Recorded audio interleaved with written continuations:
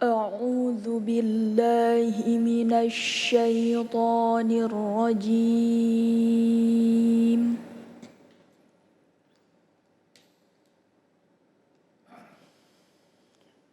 بسم الله الرحمن الرحيم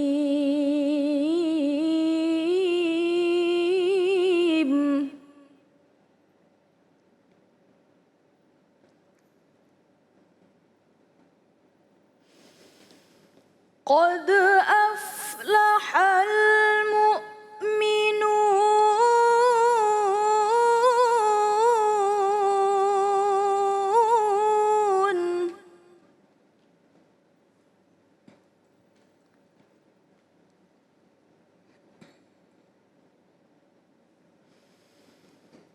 الذين هم في صلاتهم خاشعون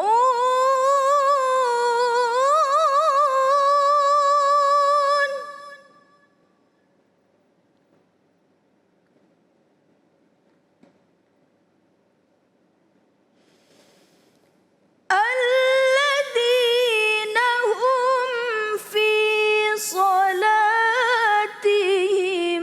خاشعون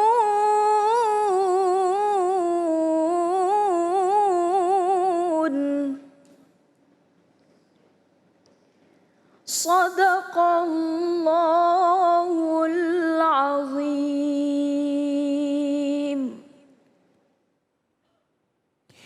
Maha benar Allah dengan segala firman-Nya Nadia Hawashi. Baik, kita masuk ke dalam tema yang Masya Allah ini semua orang pasti ingin tahu dan bagaimana caranya kita khusyuk di dalam sholat ya. Kita masuk ke dalam tema kita, bagaimana nih caranya kita sholat itu bisa khusyuk. Jadi bagaimana totally khusyuk, dan ini menjadi pertanyaan semua orang bersama guru kita yang dimuliakan Allah Subhanahu wa taala, Kiai Syamsul Ma'arif. Kiai sehat? Alhamdulillah. Aku tuh ingin ngegambarin khusyuk tuh susah banget kan ya. Di mulut nih gak sampai karena memang hanya bisa dirasakan Kiai ya. Nah Kiai mohon ilmunya Kiai. Gimana nih kita belajar memaintain sholat kita tuh biar khusyuk. Karena tidak ada semua umat ini yang pengen keluar dari jalur khusyuk. Silakan Ya. Kiai. Assalamualaikum warahmatullahi wabarakatuh. Alhamdulillahirabbil alamin, salatu wassalamu ala asyrafil mursalin sayyidina wa maulana Muhammadin sallallahu alaihi wasallam wa ala alihi wa sahbihi ajmain, amma ba'du. Pemirsa yang kami hormati, alhamdulillah kita bisa bertemu, mudah-mudahan ada manfaatnya. Amin ya Allah. Khusyuk ini sesuatu yang indah. Bahkan Qari'ah tadi membacakan satu ayat, dua ayat yang luar biasa Ustaz.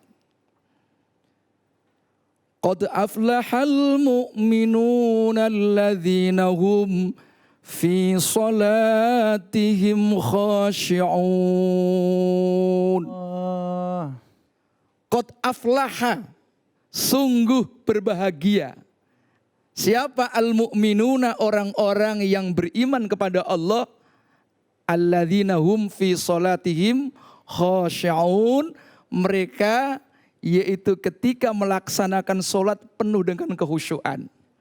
Lalu pertanyaannya apa itu khusyuk? Kira-kira begitu. Kalau kita melihat referensi tafsir misalnya tafsir At-Tabari maupun Ibnu Katsir, di sana dijelaskan bahwa kana ashabu Rasulillah sallallahu alaihi wasallam yarfa'una absarahum ilas sama'i fis shalah. Dulu para sahabat itu kalau sholat sering mengangkat matanya melihat ke atas. Tetapi begitu ayat ini turun, maka kemudian sahabat tidak melihat ke atas lagi ketika sholat, tetapi melihat fi maudhi'i sujutihi, yaitu ke tempat sujud. Nah, khusyuk ini oleh para ulama diartikan dengan kalimat al-khudu'u wat-tawadhu' wassukun. Artinya khusyuk itu totalitas kita pasrah kepada Allah. Inna salati wa nusuki wa mahyaya wa mamati lillahi rabbil alamin. Inna salati, sesungguhnya solatku, wa nusuki, dan ibadahku, wa mahyaya, hidupku, wa mamati, matiku, semua itu adalah lillahi rabbil alamin, untuk rabbil alamin, Allah subhanahu wa ta'ala. Oleh karena itu harus pasrah dalam hidup. Demikian pula al-khudhu wa tawadhu, rendah diri, enggak boleh sombong. Kita ini hina di depan Allah. Demikian pula diartikan kadang-kadang dengan kalimat as-sukun, sebuah ketenangan. Karena apa? Orang khusyuk itu hidupnya tenang. Sekarang kan banyak orang ini pikirannya banyak masalah. Mungkin karena faktor ekonomi, Masya Allah banyak yang di PHK, jadi enggak tenang. Nah, oleh karena itu salah satu maknanya adalah ketenangan. Bahkan khusyuk juga diartikan sebagai sebuah kesadaran. Maka di dalam Al-Quran juga disebutkan, wala taqrabus shalah wa antum sukara. Jangan engkau lakukan salat wa antum sukara, sementara kalian dalam keadaan mabuk. Nah, dalam pandangan kaum sufi, kalau kaum fikih kan, kelompok ulama-ulama fikih, kalau mabuk jangan salat. Tetapi bagi kelompok sufi tidak hanya sekedar mabuk, tapi ketika kita punya pikiran yang kosong, itu sama dengan orang yang mabuk. Sehingga Al-Imam Al-Ghazali di dalam kitab Ihya Ulumuddin, beliau memberikan komentar, kam mim musallin, banyak orang-orang yang sholat, lam yashrab hamron, orang itu tidak pernah mabuk, tetapi wa huwa la ya'lamu ma taqul ma yaqul, dia sendiri tidak tahu apa yang ia ucapkan. Nah, ketika orang sholat itu kok tidak tahu apa yang ia baca, itu artinya sama dengan orang yang dalam keadaan mabuk tadi. Itu adalah sebuah kesadaran. Itu sebabnya dalam ayat lain juga disebutkan, wasta'inu bis-sabri was-shalah wa innaha lakabiratun illa 'alal khashi'in.